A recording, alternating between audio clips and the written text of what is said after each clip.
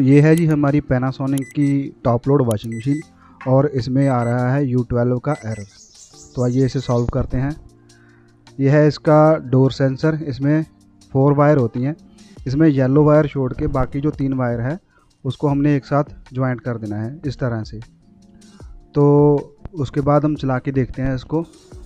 तो आप देख सकते हैं कि मशीन जो है बिल्कुल परफेक्टली वर्क कर रही है। तो इस तरह से आप भी इस U12 के एरर को सॉल्व कर सकते हो। Thank you.